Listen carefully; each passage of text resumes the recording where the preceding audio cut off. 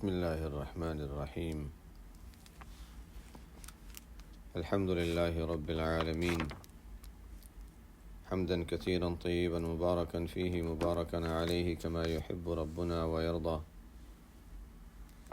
جل جلاله وعم نواله، والصلاة والسلام على السيد الحبيب المصطفى وعلى آله وصحبه نجوم الهدى قادة التقى. أما بعد، اللهم انفعنا بما علمتنا وعلمنا ما ينفعنا.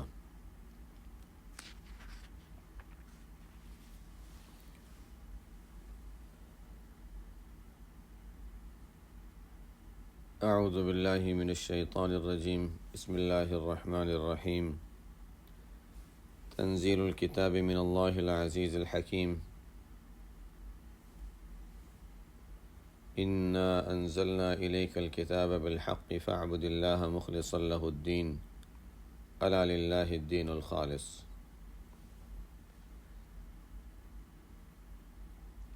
یہ سورہ زمر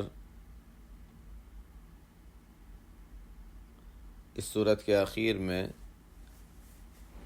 زمر کا لفظ آتا ہے، جہاں اللہ تعالیٰ نے دو جماعتوں کا تذکرہ کیا ہے، وسیق الذین اتقوا ربهم الی الجنۃ زمرا اور وسیق الذین کفروا الی جہنم زمرا۔ دو جماعتیں ہیں، دوزخیوں کو دوزخ کی جانب لے جایا جائے گا اور جنتیوں کو جنت کی جانب لے جایا جائے گا، جماعت کی شکل میں۔ تو زمر کے معنی اسی طرح جماعت، مجمع۔ بہرحال وہ تو سورت کے اخیر میں اس کا تذکرہ آ جائے گا۔ سورت کی ابتدا ہے، چونکہ سورت مکیہ ہے تو وہی بنیادی باتیں جو عقائد کی اور اس قسم کی جو باتیں ہیں جو عام طور سے مکیہ صورتوں میں ہوتی ہیں وہی ہیں۔ اللہ تعالیٰ کی توحید کا بیان، رسالت کا بیان، اور عقائد میں بھی صرف اللہ کو ایک مانا جائے، اللہ کے ساتھ کسی کو شریک نہ ٹھہرایا جائے۔ عبادت میں بھی خالص اللہ کے لیے عبادت کی جائے، کسی اور کو عبادت میں، نیت میں کسی اور کو شامل نہ کیا جائے، تو عبادت بھی خالص ہو، اعتقاد بھی خالص ہو، اس کا تذکرہ ہے۔ اعوذ باللہ من الشیطان الرجیم۔ بسم اللہ الرحمن الرحیم۔ تنزیل الکتاب من اللہ العزیز الحکیم۔ تنزیل مصدر ہے جس کا ترجمہ ہوتا ہے اتارنا، اور بعضوں نے اس کا ترجمہ، جیسے مصدر کا لفظ جو ہے اس کا ترجمہ اسم مفعول کا بھی ہوتا ہے، اس کا مطلب اتاری ہوئی۔ تنزیل الکتاب، یہ اتاری ہوئی کتاب ہے اس اللہ کی جانب سے جو بہت غالب بھی ہے، بہت زیادہ حکمت والا بھی ہے۔ یہ اس کتاب کا اتارنا اس اللہ کی جانب سے ہو رہا ہے جو بہت غالب ہے، بہت حکمت والا ہے۔ اب یہ دو صفتیں بیان کر کے دو باتیں بتا دیں۔ قرآن کا نزول ہو رہا ہے اللہ کی جانب سے۔ اب کوئی حاکم ہے، وہ قانون بناتا ہے، کہتا ہے دیکھو اس قانون پر عمل کرنا ہوگا، اور وہ ایسا ہے کہ اگر کوئی اس قانون کو نہیں مانتا تو وہ اس کو فوری طور پر سزا دے سکتا ہے، بہت بڑی طاقت والا ہے۔ اس کی نظر ہے کہ کون کہاں پر قانون توڑ رہا ہے، لوگوں کی ضرورت نہیں ہے اس کی خود کی نظر ہے کہ کون کہاں پر قانون توڑ رہا ہے، اور جہاں کسی نے قانون توڑا فوراً سزا دینے کی اس کو قدرت حاصل ہو۔ اللہ تعالیٰ کا معاملہ کچھ ایسا ہی ہے۔ حاکم، دنیا کا حاکم تو ایسا ہو نہیں سکتا، وہ کہاں دیکھے گا؟ انسان کی نظریں محدود ہیں، انسان کی ہر چیز محدود ہے، وہ کہاں دیکھے گا؟ لیکن اللہ تعالیٰ کا معاملہ ایسا ہے کہ ہر ایک کو دیکھ رہا ہے۔ قانون اتارا، تنزیل الکتاب من اللہ، یہ قانون اتارا، اس قانون پر جو عمل کرے اس کے لیے اچھا بدلہ ہے، جو عمل نہ کرے اس کے لیے سزا ہے۔ سورہ زمر میں نے بتایا کہ آخر میں اسی کا تذکرہ آئے گا کہ وسیق الذین کفروا الی جہنم زمرا اور وسیق الذین اتقوا ربهم الی الجنۃ زمرا۔ تو یہ قانون ہے، قانون پر عمل کر لو تو جنتی، قانون پر عمل نہیں کیا، خلاف ورزی کی تو دوزخی۔ سوال یہ ہے کہ پھر ابھی دنیا کی اکثریت اس قانون کی خلاف ورزی کر رہی ہے، سزا کیوں نہیں ملتی؟ اس لیے کہ الحکیم ہے، تو عزیز تو ہے، قوت حاصل ہے، غلبہ حاصل ہے، قانون توڑنے پر فوراً سزا مل سکتی ہے، اس کو کسی کی مدد کی ضرورت نہیں ہے، وہ بڑا عزیز ہے، بڑی قوت اور غلبے والا ہے، لیکن حکیم بھی ہے۔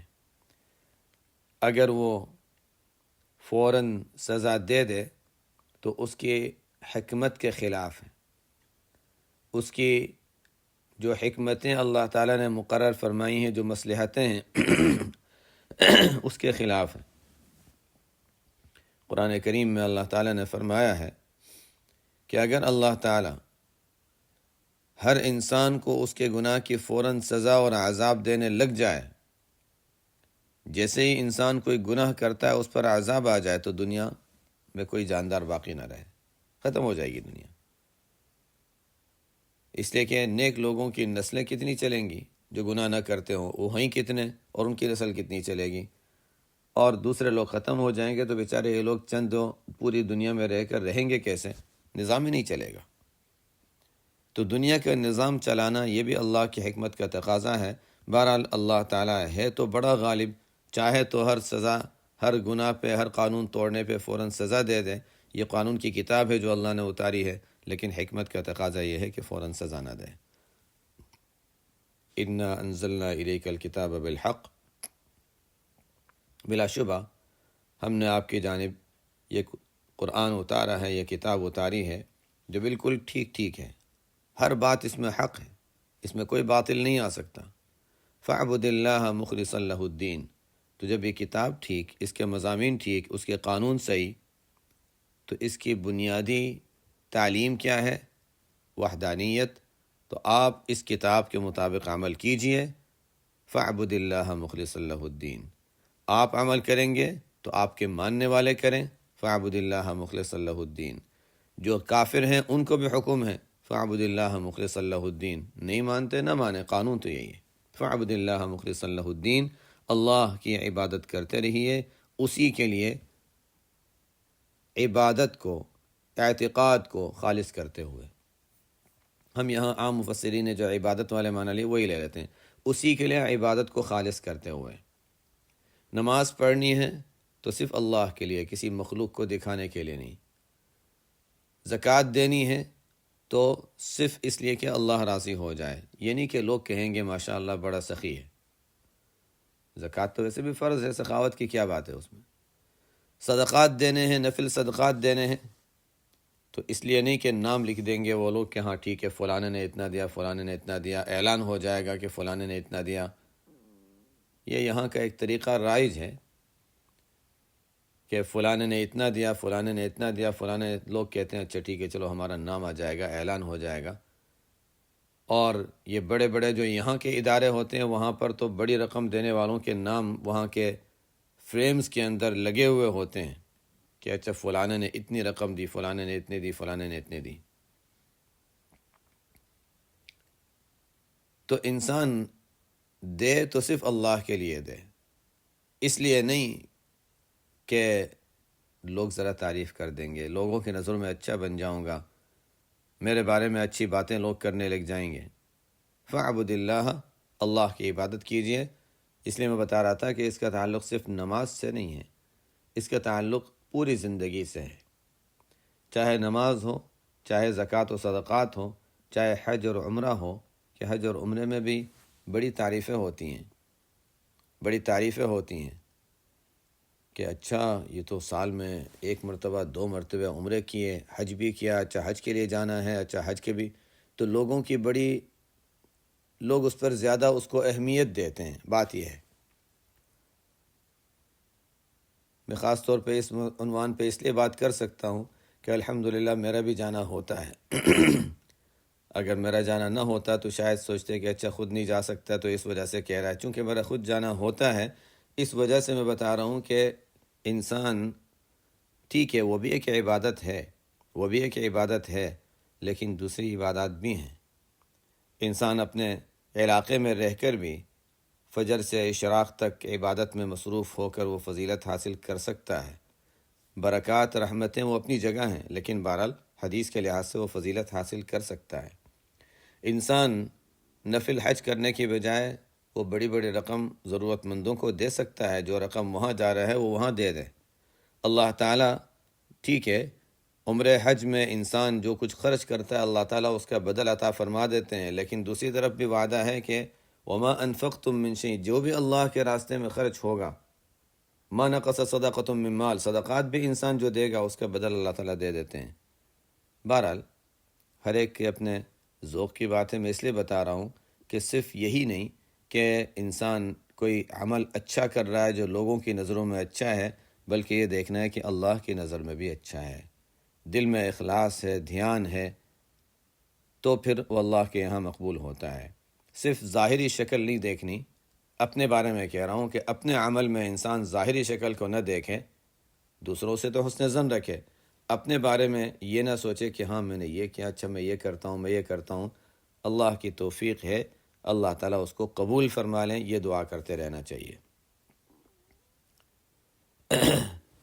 فَاعْبُدِ اللَّهَ مُخْلِصًا لَهُ الدِّينَ، کسی کے ساتھ اچھا سلوک کر دیا، راستے میں چل رہے تھے، کچرا گرا ہوا تھا اٹھا لیا، یہ بھی بڑی عبادت ہے۔ حدیث میں آپ صلی اللہ علیہ وسلم نے فرمایا کہ ایمان کی 70 سے زیادہ شاخیں ہیں، بضع و سبعون شعبۃ، اس میں فرمایا کہ اس کی ایک شاخ یہ بھی ہے اماطۃ الاذی عن الطریق، انسان چل رہا ہو، راستے میں کوئی تکلیف دینے والی چیز ہے، کچرا ہے، کوئی چیز ہے جس سے کسی کو تکلیف ہو، کوئی گر سکتا ہو، کانٹے چبھ سکتے ہوں، یا ویسے ہی گند ہونے کی وجہ سے لوگوں کو تکلیف ہو، اس کو ہٹا دے، تو یہ بھی ایمان کی ایک شاخ ہے۔ وہ بھی انسان کر رہا ہے تو نہیں اچھا لوگ دیکھ رہے ہیں، چلو لوگ مجھے اچھا سمجھیں گے۔ ہر کام جو بھی ہو، پڑوسیوں کے ساتھ اچھا سلوک کر رہے ہیں، کوئی عمل کر رہے ہیں، اس لیے کریں کہ اللہ تعالیٰ راضی ہو جائے، اللہ کی خوشنودی حاصل ہو جائے۔ اللہ تعالیٰ خالص عمل قبول فرماتے ہیں، ورنہ یہ ہوگا کہ اچھا تم نے یہ سوچا تھا نا کہ ہاں ٹھیک ہے میں بھی خوش ہو جاؤں، فلانا بھی، بس فلانے کوئی خوش کر لو جاؤ، اس عمل کا جو اجر قیامت میں اللہ تعالیٰ فرمائیں گے بعض لوگوں سے کہ تم نے اس لیے کیا تھا نا کہ فلانا بھی، ہاں ٹھیک ہے اس سے جا کے لے لو، اس کو راضی کر لو، اس کو خوش کر لو، میں ایسا شرکت والا عمل قبول نہیں کرتا۔ فَاعْبُدِ اللَّهَ مُخْلِصًا لَهُ الدِّينَ، اور یہ ایک نشہ ہے، انسان کو جب لوگوں کے خوش کرنے کا نشہ لگ جاتا ہے تو ہر چیز میں اچھا ایسا کریں گے تو لوگ خوش ہو جائیں گے، ایسا کریں گے تو لوگ خوش ہو جائیں گے، یہ کریں گے تو لوگ تعریف کریں گے۔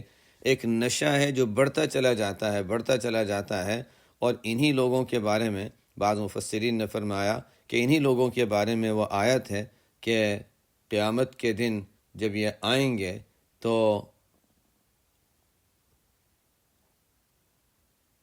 قیامت کے دن وہ کہیں گے کہ ہم تو اتنے سارے اعمال لے کر آئے تھے، وہاں اس کا کوئی وزن نہیں ہوگا، تو ان کے بارے میں قرآن میں کہا گیا کہ الذین ضل سعیہم فی الحیاۃ الدنیا وہم یحسبون انہم یحسنون صنعا۔ بعض مفسرین کا کہنا ہے کہ قیامت کے دن بعض لوگ ایسے آئیں گے جو دنیا میں ظاہری لحاظ سے ایسے اعمال کر رہے تھے کہ وہ سمجھتے تھے کہ اس پر آخرت میں ان کو بدلہ ملے گا، لیکن ان کے عمل کا کوئی بدلہ آخرت میں نہیں ہوگا، حالانکہ وہ سمجھ رہے تھے کہ اچھے اعمال کر رہے ہیں۔ کیوں؟ بعض مفسرین کا فرمانا ہے، یہ شروع میں تابعین کے دور کی بات کر رہا ہوں، اس زمانے کے بعض مفسرین کا فرمانا ہے کہ اس سے مراد ریاکار لوگ ہیں۔ ریا کے ساتھ عبادت اللہ کے یہاں مقبول نہیں ہے، لیکن ریا کا مطلب یہ نہیں ہے کہ انسان کو بس وسوسہ آ رہا ہے تو ریا کی وجہ سے عبادت نہیں، شاید میں کروں گا تو میرے دل میں ایک خیال آ جائے گا کہ کوئی دیکھ لے گا۔ کسی کے دیکھنے کی وجہ سے عمل چھوڑنا نہیں ہے، اور کسی کے دیکھنے کی وجہ سے عمل کرنا نہیں ہے۔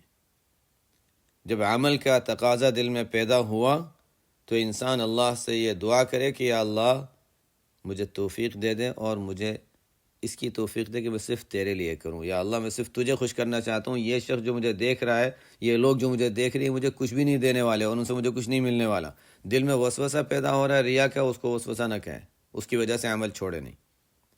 تو ریا کی وجہ سے عمل کرنا نہیں ہے اور ریا کی وجہ سے عمل چھوڑنا نہیں. جو کرنا ہے کرتے رہو اور دیکھنے والے دیکھتے رہیں.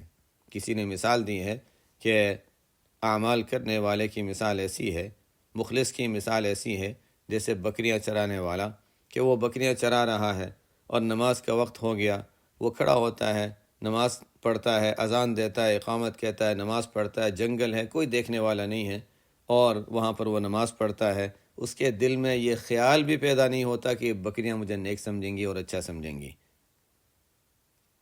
اور کوئی فرق نہیں ہے. بکریاں نیک سمجھے یا نہ سمجھے اس کو کیا فرق پڑ رہا تھا، اسی طرح لوگ اچھا سمجھے نہ سمجھے ہمیں کیا فرق پڑ رہا ہے. وہ کچھ دینے والے نہیں ہیں ہمیں. دل میں خیال ان کے جو بھی آئے گا ہمیں کچھ دینے والے نہیں ہیں، اور ایسی کوئی چیز نہیں ہے جس سے ہمیں ان کو ہمیں ان سے کوئی نفع ملے، اور خاص طور پہ اخروی نفع تو کوئی نہیں ملنے والا. اللہ تعالیٰ فرماتے ہیں عبادات تو آخرت کے نفع کے لیے ہے، مجھے راضی کرنے کے لیے کرو. فاعبد اللہ مخلص اللہ الدین. الا للہ الدین الخالص، اسی کی تاکید ہے. اللہ کے لیے تو خالص اعتقاد والی عبادت ہی ہونی چاہیے، خالص عبادت ہی اللہ کے لیے ہونی چاہیے. عبادت میں اگر اخلاص نہیں ہے تو وہ اللہ تعالیٰ کے سامنے پیش کرنے کے قابل بھی نہیں ہے. جیسے میں نے بتایا، اللہ تعالیٰ فرمائیں گے تم نے فلانے کے لیے کیا تھا، جاؤ اس سے لے لو. وہ جو مشہور روایت ہے، قیامت کے روز بلایا جائے گا، ایک عالم ہوگا، ایک مالدار ہوگا جو اللہ کے راستے میں بہت خرچ کرتا رہا، اور ایک غازی ہوگا جو اللہ کے راستے میں شہید ہوا. بہرحال اس کی مثال پیش کر کے سمجھا دیا کہ بڑے سے بڑا عمل ہو، لیکن اگر مقصد اللہ کی رضا یا صرف اللہ کی رضا نہیں ہے تو آخرت میں پھر کچھ امید نہیں رکھی جا سکتی اس کی. لیکن دوسری طرف میں نے یہ بھی بتا دیا کہ ریا کے خطرے سے عمل چھوڑنا بھی نہیں ہے. یہ بس ایسا ہے کہ انسان کوشش کرتا رہے اور چلتا رہے، کوشش کرتا رہے چلتا رہے. ریا کی وجہ سے عمل چھوڑے نہیں، ریا کی وجہ سے عمل کرے نہیں. الا للہ الدین الخالص. اس کے لیے طریقہ کیا ہونا چاہیے کہ عبادات جو ظاہری ہوتی ہیں وہ تو ہوتی ہیں، ہو جائیں، لیکن تنہائی کی بھی عبادات ایسی ہونی چاہیے جو صرف ہمارے اور اللہ کے درمیان ہو. تنہائی کی کچھ عبادتیں، کچھ دعائیں، کچھ اعمال ایسے ہونے چاہیے جو ہمارے اور اللہ تعالیٰ کے درمیان ہو. خود بخود اگر بعد میں لوگوں کو پتہ چل جاتا ہے تو الگ بات ہے. الا للہ الدین الخالص. والذین اتخذوا من دونہ اولیاء، وہ لوگ جو اللہ کو چھوڑ کر دوسروں کو معبود بناتے ہیں، تو وہ کیا کہتے ہیں؟ وہ یہ نہیں کہتے کہ ہم اللہ کو نہیں مانتے. یہ عرب کے جو مشرکین تھے عموماً وہ اللہ تعالیٰ کو مانتے تھے. ایسے نہیں تھے کہ وہ کسی خدا کے قائل نہیں ہیں، وہ ایسے نہیں تھے کہ وہ ان پتھروں کے بتوں کو اصل خدا یا اصل خالق اور مالک اور رازق سمجھتے تھے. نہیں، ایسی بات نہیں ہے. وہ یہ کہا کرتے تھے عموماً، سب کی بات نہیں کر رہا، عموماً قرآن نے انہی کا ذکر کیا ہے. وہ کہا کرتے تھے ما نعبدهم الا لیقربونا الی اللہ زلفا، کہ ہم ان بتوں کی عبادت صرف اسی لیے کرتے ہیں تاکہ وہ ہمیں اللہ سے قریب کر دیں مرتبے کے اعتبار سے. گویا انہوں نے اللہ تعالیٰ کے معاملے کو، جو فرشتے اور اللہ تعالیٰ کا جو معاملہ ہے، اس کو انہوں نے ایسے سمجھا تھا جیسے دنیا کے اس زمانے کے جو بادشاہ ہوا کرتے تھے اور بادشاہ کے کچھ مقربین ہوا کرتے تھے. تو بادشاہ تک براہ راست انسان نہیں پہنچتا تھا، مقربین سے تعلق قائم کر لیتا تھا، ان کو خوش کر دیتا تھا، اور مقربین کو خوش کر دیا تو وہ آہستہ آہستہ وہ بادشاہ سے بھی قریب کرنے کا ذریعہ بن جاتے تھے. تو اسی طرح ان مکہ والوں نے اور مشرکین نے یہ خیال کیا تھا کہ دیکھو یہ ملائکہ بنات اللہ، فرشتے اللہ کی بیٹیاں ہیں، اور ان بیٹیوں میں فلانی جو ہے، فلانا فرشتہ جو ہے اس کی شکل ایسی ہوگی، اس کی شکل ایسی ہوگی، اس کی شکل ایسی ہوگی.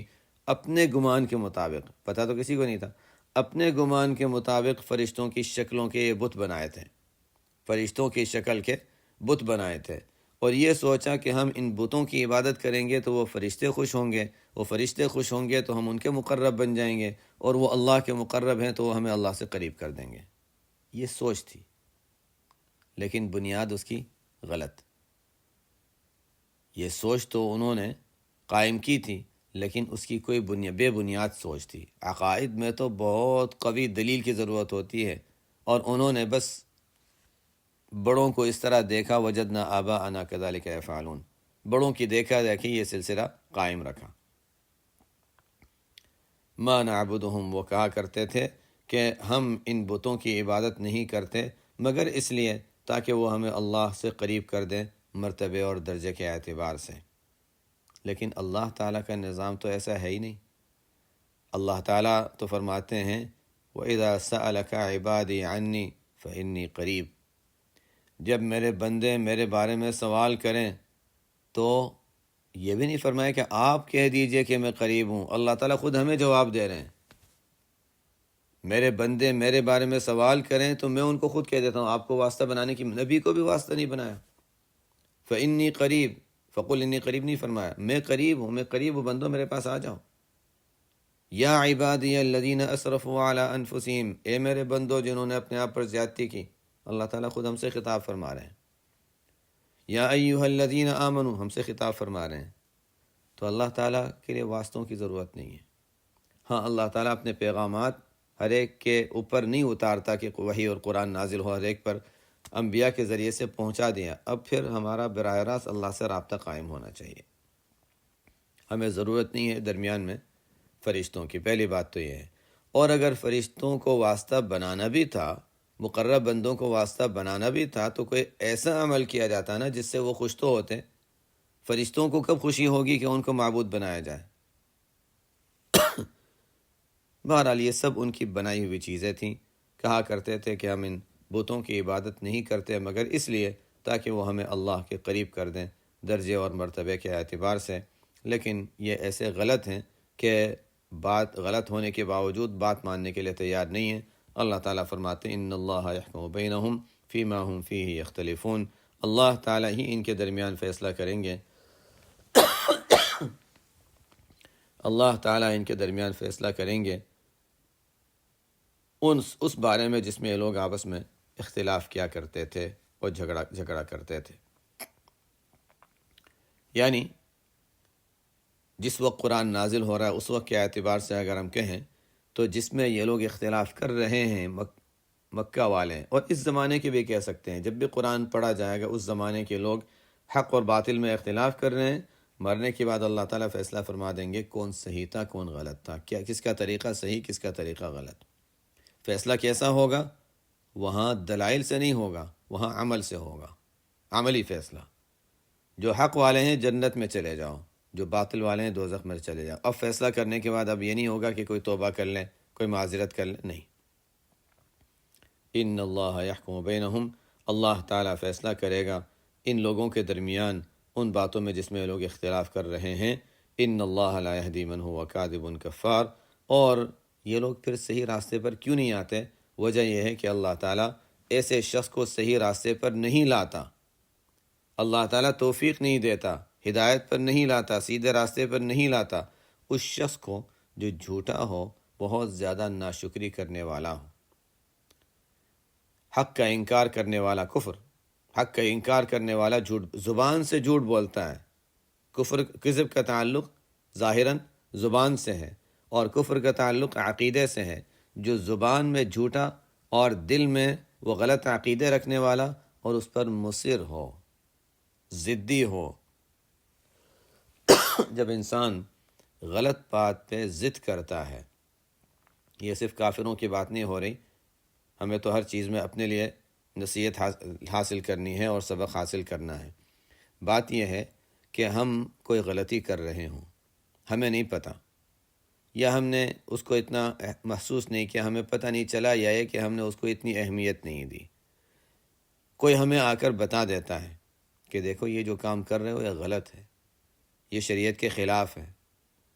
اس موقع پر یہ ہمارا امتحان ہے، اس موقع پر اگر ہم یہ کہیں کہ نہیں ہمیں پتہ ہے مسئلہ کیا ہے، ہم جانتے ہیں، اب اگر ہم غلط ہیں تو یہاں سے ہماری ہدایت سلب ہو جاتی ہے۔ کبھی ایک مرتبہ میں، کبھی اللہ تعالیٰ پھر موقع دے دیتے ہیں، لیکن یہ ایک بڑا مشکل وقت ہے، اس سے بڑا اندیشہ ہے کہ انسان کی ہدایت سلب ہو جائے، اس لیے کہ حق بات پہنچ گئی، کسی نے بتا دیا، غور تو کر لیتے، سوچ تو لیتے، لیکن نہیں، سامنے والے کو جواب دے دیا، اب ہدایت سلب ہو گئی، اب ہدایت کا راستہ بند ہو گیا۔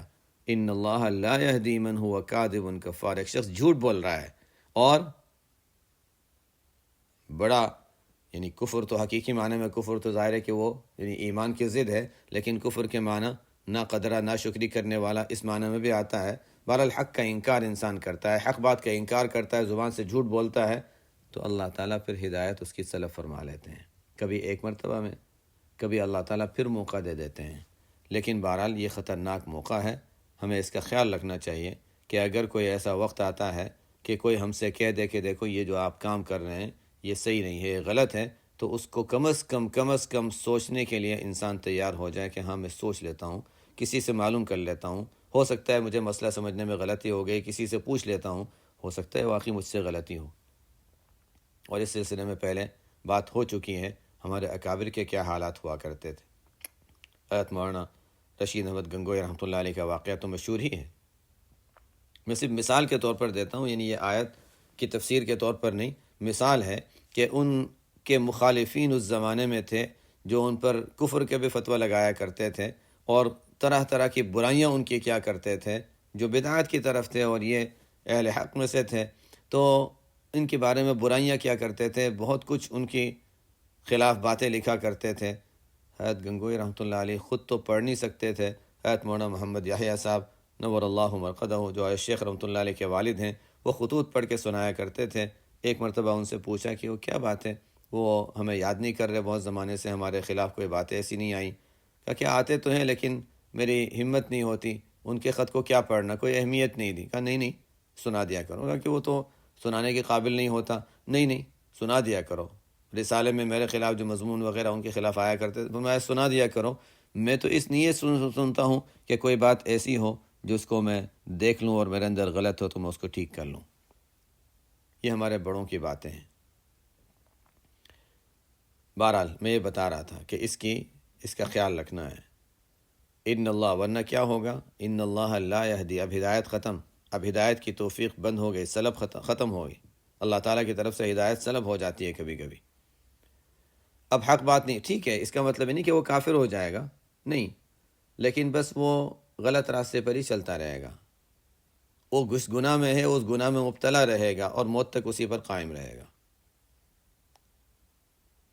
کبھی کبھی اللہ تعالیٰ پھر دوبارہ راستہ کھول دیتے ہیں ہدایت کا، یہ اللہ تعالیٰ کا معاملہ ہے۔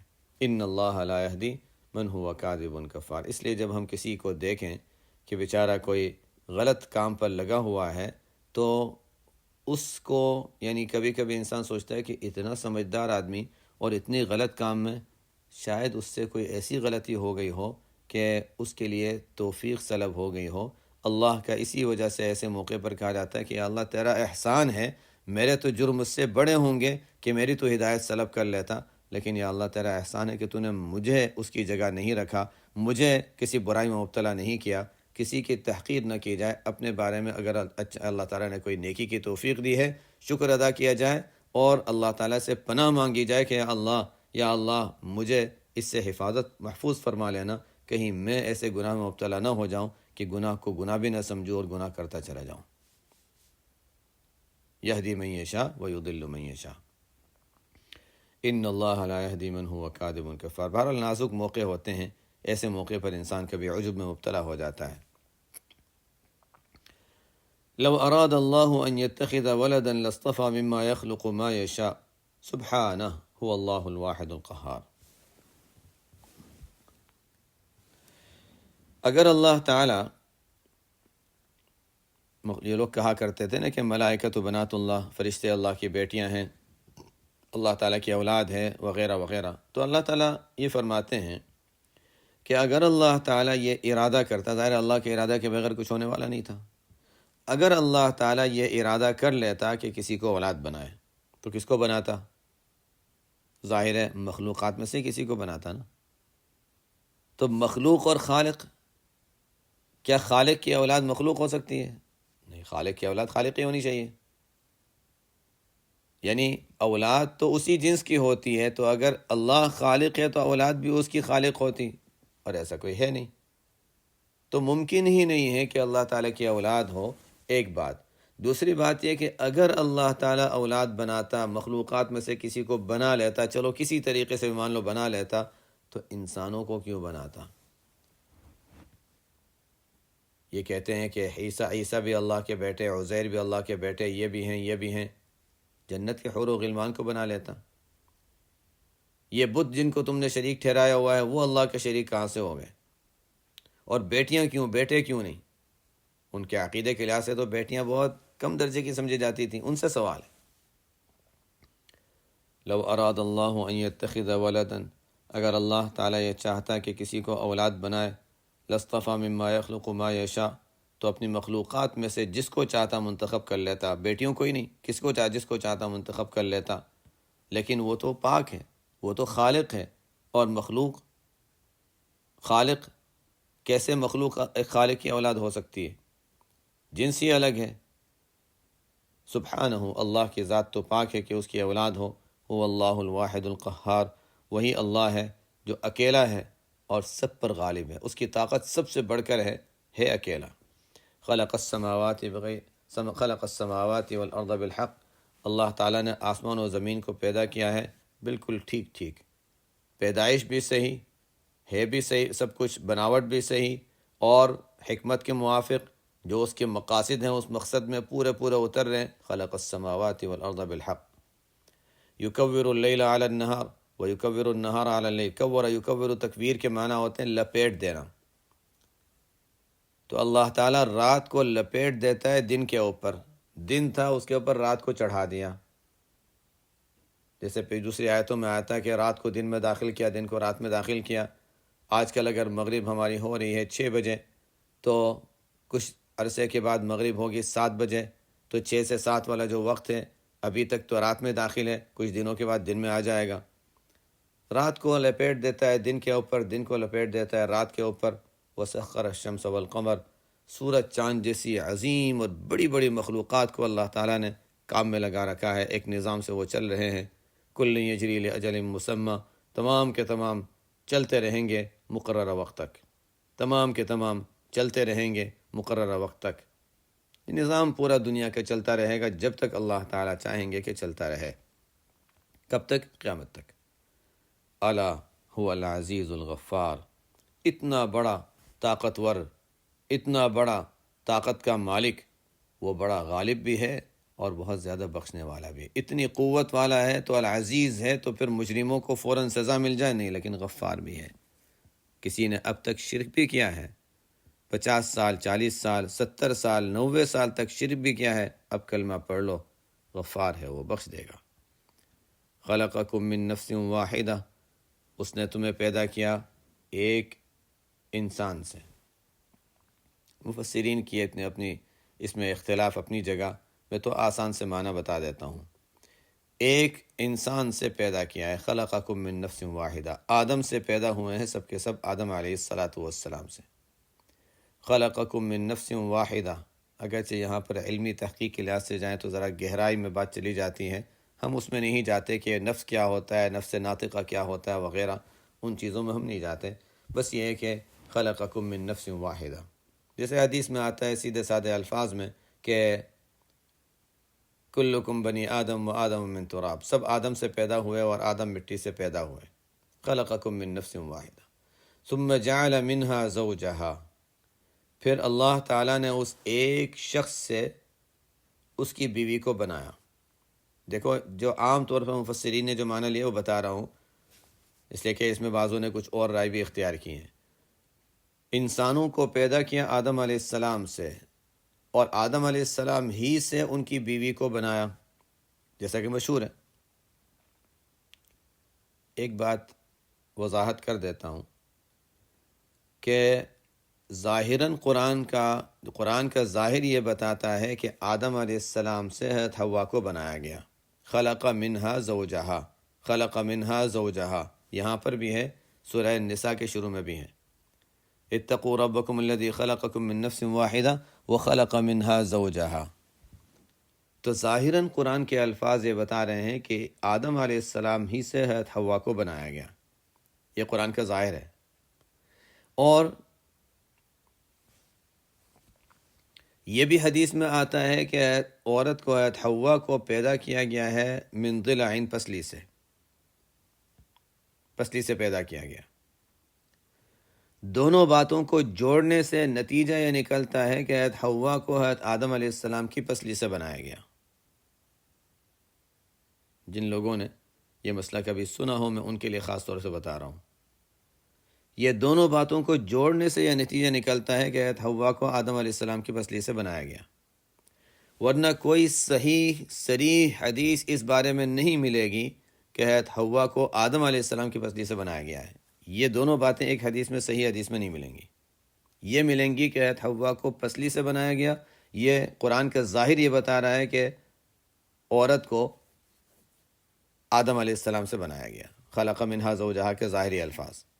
بہرحال اسی لیے میں اسی رائے کو بیان کر رہا ہوں جو عام طور سے مفسرین نے لکھی ہیں کہ اصل آدم علیہ السلام تھے، آدم علیہ السلام کو مٹی سے بنایا، مٹی سے بنانے کے بعد پھر انہی سے حضرت حوا کو پیدا کیا۔ بعض کی رائے یہ ہے کہ نہیں، تمام جاندار جو ہیں ان کی اصل جب بنائی تو جوڑا بنایا، اور جیسے جانور ہیں باقی جانوروں میں بنایا تو انسانوں میں بھی یہ بھی جاندار ہے، اس کو بھی بنایا، تو آدم علیہ السلام کو مٹی سے بنایا، اور پھر حضرت حوا کو جو آدم علیہ السلام کی مٹی سے بنانے کے بعد جو مٹی بچ گئی تھی، اس بچے ہوئے سے حضرت حوا کو بنایا۔ بعضوں کا کہنا یہ بھی ہے، لیکن ظاہر ہے کہ یہ سب ایسی باتیں نہیں ہیں جس کا نہ قبر میں ہم سے سوال، نہ آخرت میں سوال، کوئی عقیدے کی بات نہیں ہے، اس وجہ سے اس میں بہت زیادہ گہرائی میں ہمیں جانے کی ضرورت نہیں ہے۔ ہم تو مفسرین کی کسی ایک رائے کو لے کر آگے چلتے ہیں۔ خلقکم من نفس واحدہ، ایک انسان سے تم سب کو پیدا کیا، اسی انسان سے ان کی بیوی حضرت حوا کو پیدا کیا، اس کا جوڑا بنایا، وَأَنزَلَ لَكُمْ، اور پھر وہاں سے نسلیں چلنی شروع ہو گئیں۔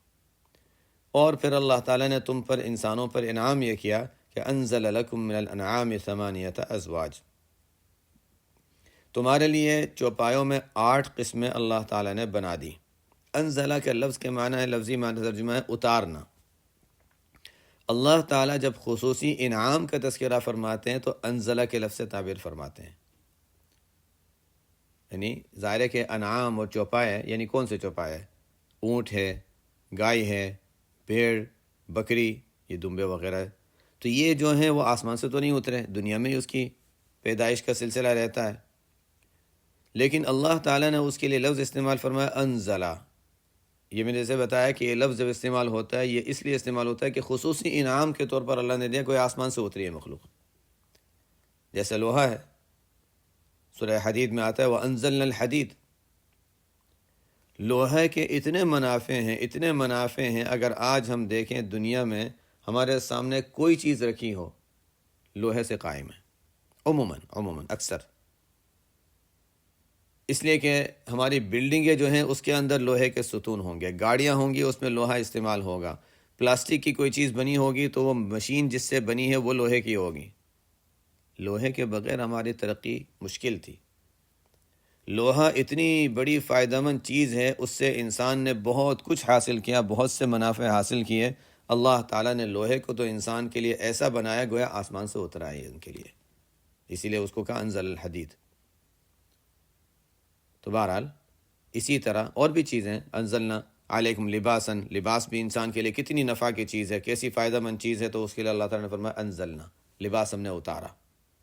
میں اس لیے بتا رہا ہوں، یہ عربی زبان کے کچھ الفاظ ہوتے ہیں جو خاص معنی پر دلالت کرتے ہیں۔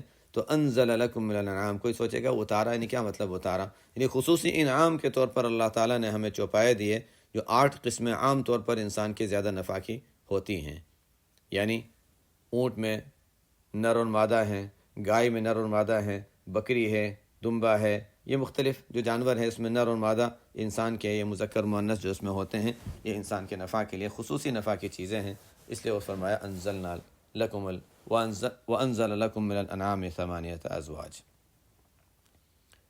یخلقکم، اب تم اپنے بارے میں غور کرو، یخلقکم فی بطون امہاتکم، تم کیسے آئے، تمہارے بچے کیسے ہوتے ہیں، تم کیسے بنے تھے؟ اللہ تمہیں پیدا کرتا ہے تمہاری ماؤں کے پیٹ کے اندر رکھ کر، باہر کسی بڑی مشین میں نہیں جہاں روشنیاں اور بتیاں لگی ہوئی ہوں اور دیکھ کر ہر چیز بنائی جائے، جیسے کہ چھوٹی چھوٹی رگیں بنانی ہیں، چھوٹی چھوٹی رگیں ہیں دھاگے اور بال کی طرح جو انسان کے اندر جاری ہیں، ایک بھی اس میں سے کم ہو جائے تو انسان معذور ہو جاتا ہے، اور ہر انسان میں یہ سب چیزیں پوری پوری بنتی ہیں۔ یخلقکم فی بطون امہاتکم، یہ عجیب ہے، انسان کی خلقت اتنی عجیب ہے، اتنی عجیب ہے کہ پوری حقیقت کو انسان اگر جاننے کی کوشش کرے تو انسان خود حیران رہ جائے گا۔ اسی لیے کہا گیا من عرف نفسہ فقد عرف ربہ، جس نے اپنے آپ کو پہچان لیا تو رب کو پہچان لیا، کہ انسان میں کیا کچھ بنا ہے، کیا کچھ بنا ہے، اور اتنی اندھیروں میں اتنی باریک باریک چیزیں، اور ہر چیز کا بالکل اپنے موقع کے لحاظ سے صحیح کام کرنا اور کرتے رہنا، 50 سال 100 سال جتنی عمر رہے۔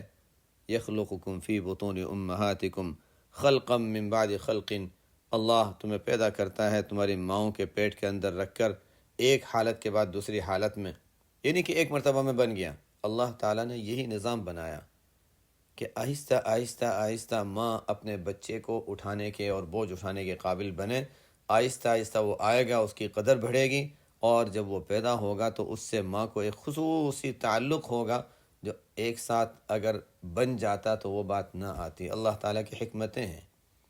یخلقکم فی بطون امہاتکم خلقا من بعد خلق، ایک خلقت یعنی ایک حالت کے بعد دوسری حالت میں، اور یہ سب کچھ کہاں ہوتا ہے؟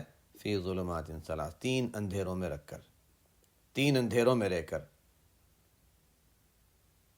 پیٹ کا باہر کا جو جسم کا حصہ ہے اس کے اندر ایک کھال ہے، اس کے اندر ایک کھال ہے اندھیروں کے اندر، اور اوپر سے لباس کا اندھیرا، اس کے بعد پھر رات کا اندھیرا، یعنی وہ تو اپنی جگہ ہے جتنا باہر سے ہوگا، لیکن خود اللہ تعالیٰ نے جو خلقت فرمائی ہے یہ تین کوروں کے اندر، تین کھالوں کے اندر رکھ کر اللہ تعالیٰ نے، تین اندھیروں میں رکھ کر اللہ تعالیٰ نے اس کو بنایا۔